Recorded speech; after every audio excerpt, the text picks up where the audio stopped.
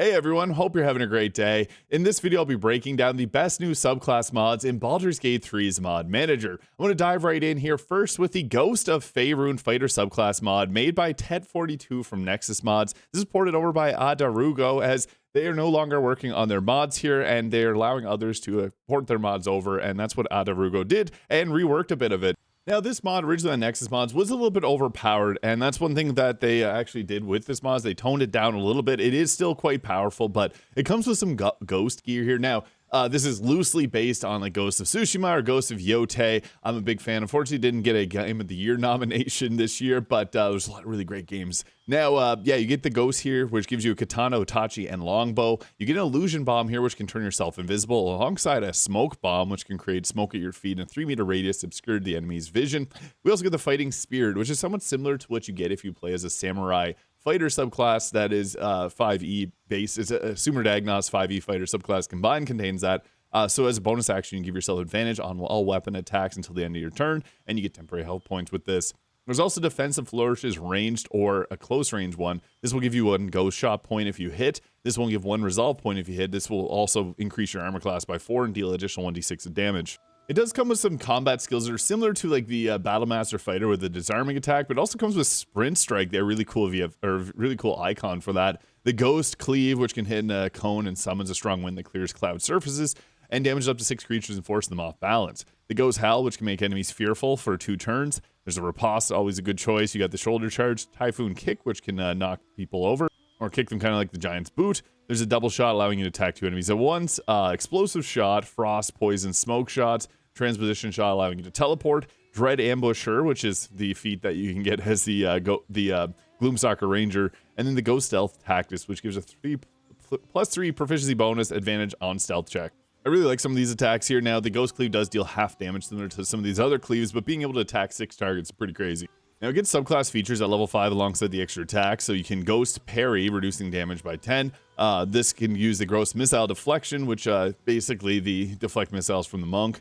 You also get increased critical hit chance by 1, and then you get the Brace of Kunai, bonus action and action attack range enemies, up to 5 enemies, and does 1d4 damage to each, reducing their movement speed by 25% for 2 turns. Then you have the Way of the Flame here, which gives a +1 bonus to attack rolls and deal an additional 1d4 fire damage for 10 turns as a bonus action.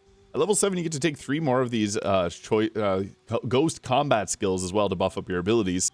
Frost Shot being pretty strong, freezing a target's really powerful. At level 10, we get the Heavenly Strike here. Deals damage equal to your melee weapon damage plus 2d4 plus your resolve points. And additionally, frightens the target for 2 turns. This uses, again, your 2 resolve points, an action, and a bonus action. And we also get to take 3 more of these abilities here. And at level 15, you get the improved critical hit chance, which increases by 2 now. And your critical hit roll against frightened enemies is you roll an extra damage die, so that's really powerful.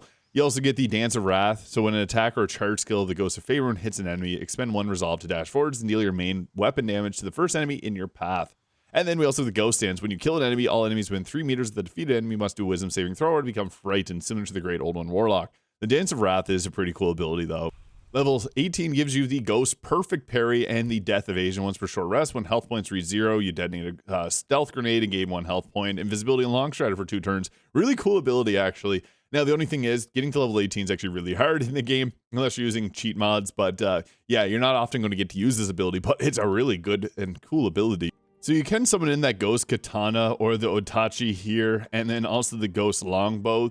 They're just regular weapons for the most part, but yeah, I liked being able to get those weapons there. The Katana is only available in Act 3 of the game, so it is a kind of annoying one. It is a longsword by nature, but looks awesome for this build. And some of her attacks like Frost Arrow are pretty powerful. He saved on it there, but a Frost Arrow, being able to cast that per turn is pretty good because, yeah, if you freeze a target solid, they're pretty much going to be out of combat. So yeah, there he is frozen. This means they'll take double bludgeoning force or thunder damage, which is actually pretty nuts. So yeah, you can do that just from a shot there. Usually freezing a target takes up a few turns to be able to set it up. But yeah, you get a lot of really powerful abilities here that are actually pretty fun to use. You get the Heavenly Strike there. You got the Ghost Cleave, which can hit in a large area of effect, as you see there. So many fun abilities. I think this is a really cool one for fans of Ghost of Tsushima. Yeah, the fighter subclass here, made by Tet42 from Nexus Mods, poured over at Darugo. Really cool to see this, as the mod hasn't been updated for patch 8, and they made it work. And next up, we have the Way of the Mindweaver by ZX10RX. Now, you may be saying, hey, this isn't a subclass mod, this is a class mod. Actually, they now have a subclass that can multi-class with their own Mindweaver class mod. This is a monk subclass here. So the way of the Mindweaver, it's kind of hard to explain how this works, but it's basically a soft way of multi-classing all the Mindweaver subclasses together. Because as we hit level 3 of the monk, we get to choose between the different cantrips, Mind Blast, Telekinetic Pulse, and Neural Cascade here. And then you get to take a path of a specific subclass from the main class. So like the Astral Seer, I've done builds in all the different subclasses of the Mindweaver. I absolutely love this mod. But you get things like the Void Frost Sphere here and the Astral Disintegration. These are spells that you would normally get if you played that class. Really cool because you can cast these now using key points or spell slots depending on what you have. And you get all like the mini subclass features of these here and combine them all together. It's kind of a challenging mod to kind of describe because again, it's best utilized when paired with the Mindweaver. But if you want to actually just play like a monk version of the Mindweaver, this is your way of doing it as well, because you do get some of the abilities here. It is like going to be a weaker version if you just play this subclass, but I think it's actually pretty fun to do that as well. But the intention obviously is to multi-class this with their main version of the Mindweaver class. I'll take the Astral Seer and the Frostveil Sage. These are my two favorite subclasses because they're cold damage focused, and I am freezing right now. You then, at level 5, get to take your choice in cantrip here to round out your spell list a little bit further. And then at level 6, we get a Disciple of the Eightfold Mind. So your Psionic Focus expands with the chosen 8 mental paths. So depending on which of these subclass features you chose, you get one of those there.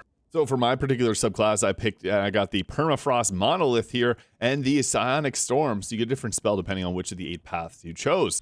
And then you'll get another level spell at level 10 here. This is the Ascendant of the Eightfold Mind. So you get you get two spells here. And you'll get your 5th level spell slots at level 17.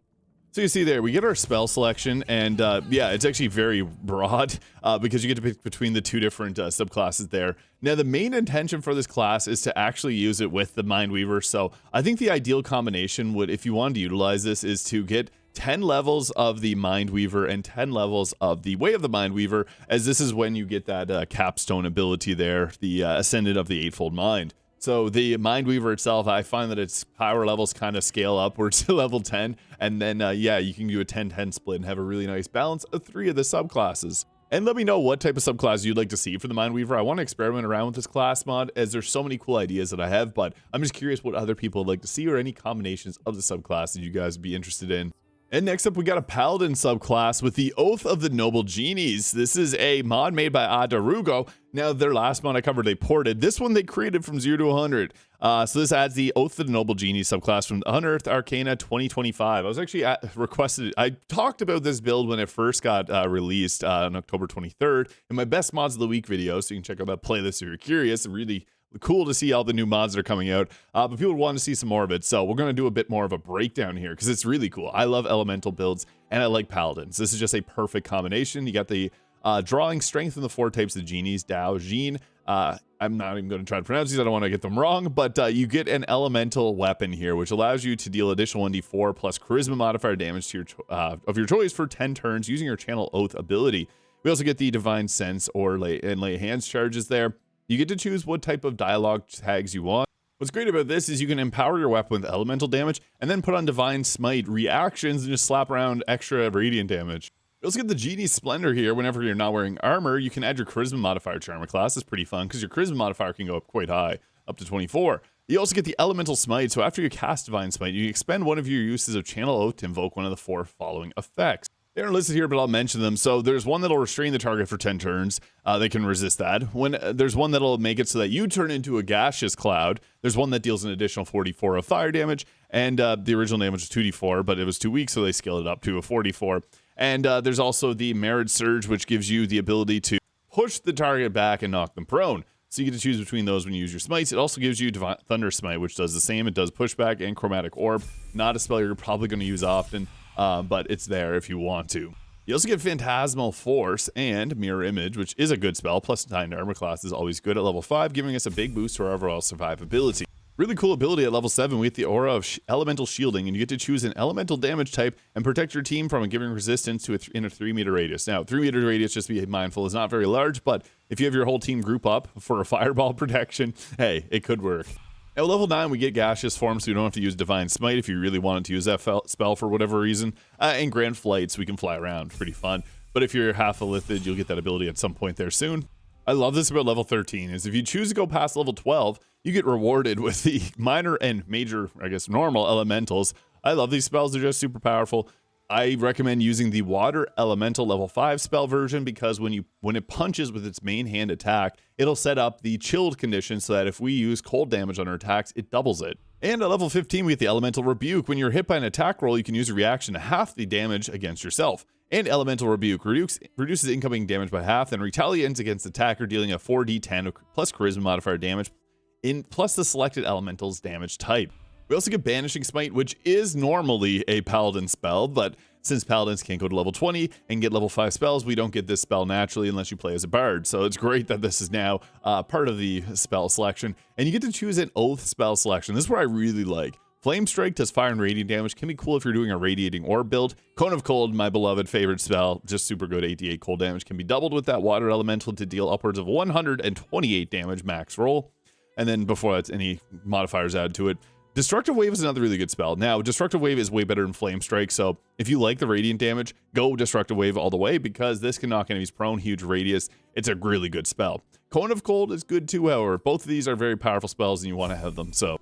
A beautiful thing, at level 18, our aura will reach 9 meters radius, so that's much better because now you don't have to group up and get everybody hit with a fireball. You can protect them and keep them out of harm's way.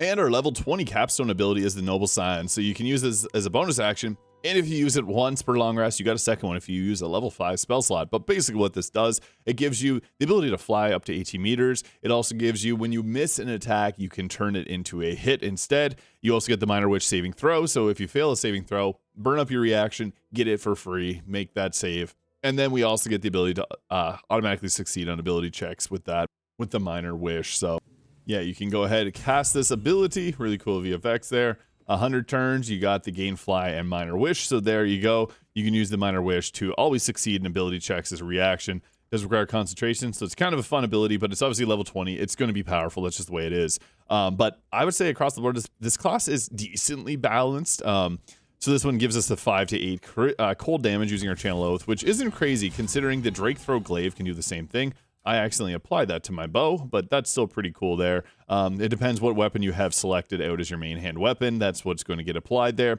It does use your Channel Oath charge, so you can always pop that again on a short rest. And if you want to cheese it, you can put the lightning damage on your sword and cold damage on your bow, which is really ideal because you can use the Snowburst Ring to create ice surfaces below the enemy. Arrow of many targets, everybody slips. So yeah, I really like this one. Just being able to apply these auras in a large area of effect to protect your team. Getting Destructive Wave is a really fun spell. And your elemental shielding will be over right on this section. It'll be a little different on the controller if you're playing on controller, but yeah, pretty fun subclass. And our last class for this video is an interesting one, the Sylvan Warden Druidic Barbarian class by the Wailing Bard. I really like this one because I'm a fan of the Eldritch Knight, and this is a cool answer to it if you're a fan of the Barbarian, because this is like the Druidic version of the Barbarian. It's actually really awesome. So you get to choose between a few different cantrips there. What's fun is you can actually use Shillelagh there. We also get access to a few different spells from the spell list that the Druid would get, and the expanded list as well.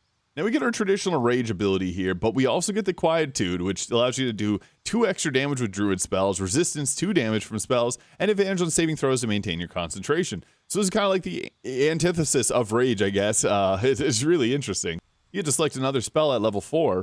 Now at level 6 we get the ability to switch between our rage and Quietude at any point without expending further rage charges, which is pretty cool, so you can swap between them at will if you want to expend that bonus action. Level 7 gives us access to level 2 spells, with Spike Growth being a really good choice because that's just crowd control, and then we can go around doing melee attacks. You also get things like Flaming Sphere, which is a concentration, but it's a summon. Enhance ability, a very underrated one. You can apply that to give yourself advantage on dex checks to give yourself the ability to lockpick for your team. We also get access to the expanded spell list for the Druid here, which is really powerful. You can get Flame Blade, which is a fun spell. It lasts for 10 turns. There's also a way to get a permanent one. I have a video on my channel.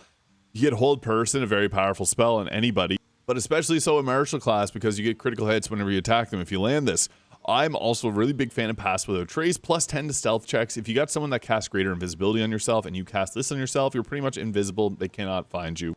This is a really fun ability here at level 10 with the Warden's Respite. Once per short rest, when you initially enter a rage or quietude, you can lend your resilience to your allies. For 10 turns, allies within 3 meters gain resistance to bludgeoning, piercing, slashing if you're raging, or the resistance to spells if you're in quietude. This is great, and this actually makes this class very useful. I really like whenever classes are decently balanced, but have a cool power spike in a certain way. This isn't like overpowered by any means. I think this is an extremely balanced class, but this is a fun way of playing. Now, level 13, we get access to our level 3 spells here with Plant Growth, Sleet Storm, and Call Lightning. I really like Plant Growth. It does not require concentration to hold down an area. At level 14, we get the Font of Life, so you can channel Magic while in Rage or Quietude. They are cured of any blindness, poison, or paralysis condition, and when you're in Quietude, they regain health points. If you're in Rage, they get temporary health points. It's actually a really fun choice. And then we also get the expanded spell list here, which gives you like protection from energy or daylight. Nothing like super fantastical here, but there's some cool options. Now, level 19 is a huge power spike because the Woodland Being is just so good. It's got the ability to drop down spike growth. Now, I just want to mention level 19, that's pretty high. You don't typically get to this level in a game unless you're using some type of cheat mods and do literally everything in your ability to get to this level. But yeah, then at level 20, we get infinite rage charges and they last forever. But we also get access to the expanded spell slot here. We get one really good spell choice. Now, there's thing I really like Ice Storm. Grasping Vines is an interesting one. As a bonus action, you can create a summon there. There's also the Wall of Fire to be able to crowd control a bit. Confusion being a fun spell, and you can use the Band of the Mystic Scoundrel to cast that as a bonus action, but I just really like Ice Storm. And it also scales up to give you 4 extra points of spell damage or melee damage with this as well, so it does scale quite nicely. But getting a summon as a Barbarian is really fun. You're pretty tanky. You got summons to help tank up extra hits as well. This is a really fun subclass. So again, the Sylvan Warden, Druidic Barbarian by the Wailing Bard. This is based on a subclass from Benjamin Huffman. So yeah, definitely worth checking it out if you found that interesting. So let me know your favorite new subclass mod from this video or your new favorite one in general in the comments below. I hope you have a great day, and we'll catch you all in the next video.